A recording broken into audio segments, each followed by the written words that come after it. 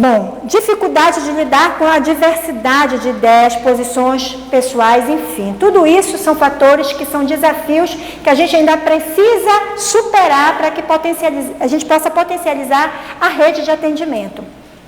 Pensamento setorial ou territorial, então eu vou me preocupar só com o meu município, mas o meu município também, ele é um município que ele transita, que eu tenho ali um polo, que esse polo, ele pode ser fortalecido, onde eu possa me preocupar com os outros municípios menores. Por exemplo, o Serviço para a Paz, que ele tem um objetivo de trabalhar de forma integrada.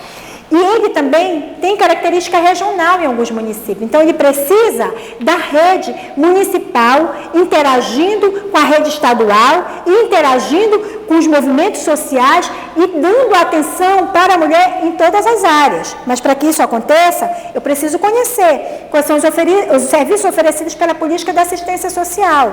Eu preciso saber se esta família que eu vou atender, porque eu não vou enxergar só a mulher, eu vou enxergar a família, ela, os filhos, né? Então, eu preciso saber se ela tem um programa Bolsa Família, se ela está no CAD único. Tanto um exemplo disso é que nossos programas sociais hoje, né, que aconteceu em virtude da pandemia, essa coisa de realmente fazer um comitê que pensasse em estratégia de descentralizar recursos para a população mais carente, que está em linha de risco, que está realmente mais vulnerável.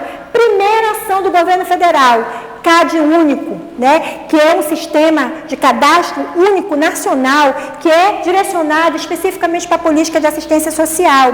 Com o CAD único, eu tenho a leitura daquela família, situação socioeconômica, habitacional, de saúde, eu posso acompanhar essa família. Então, às vezes, a falta do conhecimento da rede, de eu saber que aquela unidade de saúde não atende a alta complexidade, me faz levar um encaminhamento equivocado.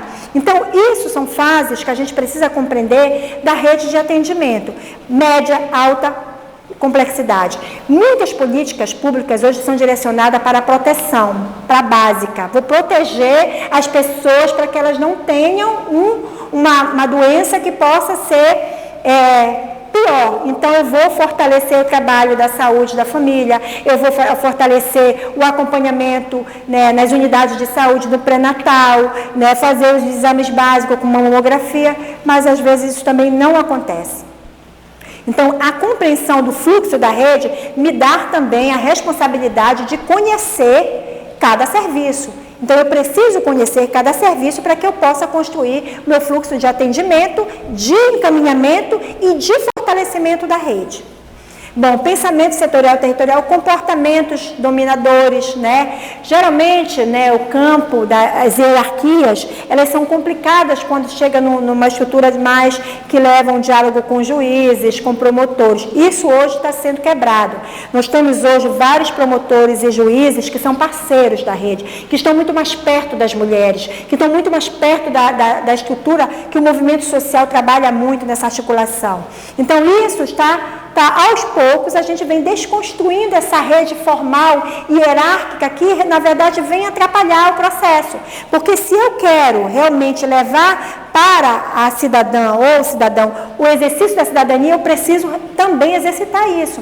Então, hoje as promotorias têm canais abertos, né? Tem vídeos em YouTube explicando, organizando isso. Então, isso a gente vem tentando desconstruir pela uma pressão, inclusive, dos movimentos sociais, né? Essa hierarquia, ela precisa realmente melhorar para quem está precisando de um serviço, né? Mais experiências anteriores ao trabalho em rede, dificuldade de manutenção, essa desconstrução, ela é muito ruim. Quando nós não conseguimos amarrar em um protocolo, né, as decisões dos encaminhamentos, por exemplo, muita experiência que eu já tive em municípios. Um caso emblemático que acontece no município, que foi algo que realmente levou a população a ficar preocupada. A gente pode citar o caso de Ananindeua, que aconteceu aqui, nesse assassinato, desse feminicídio. Chegou primeiro quem? Polícia Civil. Foi ligado para a delegacia especializada, mas quem chegou primeiro? A delegacia do bairro, porque estava próximo onde aconteceu o assassinato. Tomou, né, as providências. Que bom que conseguiu prender, né, de imediato, no flagrante, como eles costumam dizer, que a lei diz, né, o agressor. Foi preso. tinha envolvido uma criança, mas naquele momento não foi chamado o Conselho Tutelar. Deveria ter sido chamado o Conselho Tutelar para já agilizar o atendimento da criança que observou os fatos, né, que foi quem viu toda a situação. O acolhimento daquela criança deveria ter sido, né, um acolhimento especializado, para que os primeiros traumas, eles ficam, gente. Então, foi uma situação que precisou, a gente conseguiu fazer uma intervenção, também via Zap, pela rede do Fórum de Enfrentamento à Violência, ou seja, uma rede informal, porque é uma rede de um fórum, não é uma rede que compõe só a instituição, compõe muitas entidades, universidades. Então, um fórum, ele é bem maior, né? Ele é bem mais amplo. E ali a gente começou a trabalhar em rede, porque eu não tinha protocolo, eu não tinha como exigir, mas eu tinha a leitura, né, de como poderia funcionar aquele atendimento. E a gente começou a trabalhar em rede, para que aquele caso se tornasse um caso que a gente pudesse organizar a situação daquela família, desde o sepultamento até a orientação jurídica e acompanhamento do processo para que tenha o julgamento e a justiça seja feita.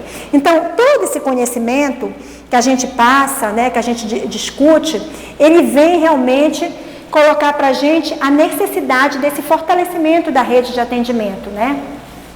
A gente coloca aqui que a rede de serviços para o enfrentamento à violência de gênero, ela tem um sentido de uma atuação articulada entre as instituições, serviços governamentais, isso eu já até coloquei para vocês, né? Essa citação do Afonso, que ele coloca aqui o termo rede, ele traz a noção de entrelaçamento de atores, de ações, uma malha onde há pontos de sustentação e espaço ainda por construir. É aquilo que eu falei para vocês. A rede de atendimento, ela é feita por pessoas. Eu estou falando da rede institucional, ela é feita por pessoas. Então, cada buraco que vai ficando, nós temos que ter a estratégia de preencher, porque senão a gente não consegue fazer esse entrelaçamento funcionar. E ele coloca aqui, por isso mesmo, uma estrutura em movimento, conforme as diferentes ações vão desfazendo e refazendo o tecido inicial. Então, se eu tenho uma rede mínima hoje, eu posso ampliar essa rede com um serviço especializado e a minha rede vai ampliando. Então, é um processo que não é fixo, ele é um processo em desenvolvimento, mas que precisa ser respeitado o trabalho em parceria e articulação conforme a responsabilidade de cada instituição. Então, é um conceito, né, cunhado para captar a flexibilidade, a conexão, a descentralização das ações na sociedade. Não quer dizer que a rede esteja furada. A rede, ela já existe. Existe a rede mínima, a rede complexa, a rede que tem serviços especializados ou não. Então, a gente precisa formalizar isso dentro da estrutura da política pública para as mulheres, porque a rede para a política da saúde nós temos organizada de forma que é mais fácil até de seguir, porque está tudo padronizado, assim como de assistência social, mas a rede das mulheres, por não ter ainda um fortalecimento como política de Estado e muito mais como política de governo, nós temos várias desconstruções de serviços importantes para atendimento, mas nós já temos uma diretriz, que é o Plano Nacional de Política para as Mulheres, como instrumento de gestão. E o nosso Estado tem um plano estadual, eu vou passar mais lá na frente para vocês, quando a gente falar de gestão pública, como a gente pode estruturar essa política, tá? Pode passar. Tá? Encerrou aí, então? Bom, gente, aqui esse slide ele é bem maior, bem completo, mas a gente vai deixar ele disponível na nossa plataforma, né? Eu acho que a gente conseguiu repassar para vocês um pouco dessa dinâmica, né? Trazendo as pessoas para falar um pouco dos seus serviços, mas também falando um pouco da necessidade do aperfeiçoamento do que diz dos conceitos, mas, sobretudo, de fortalecer a rede de atendimento. Para que uma rede de atendimento funcione direcionado ao atendimento à mulher em situação de violência, nós precisamos ter delegacia especializada, organismo de políticas públicas para as mulheres, ou uma secretaria, ou uma coordenadoria. Precisamos ter um conselho de defesa do direito da mulher, uma vara especializada ou não para atender os processos das mulheres, defensorias públicas, promotorias e o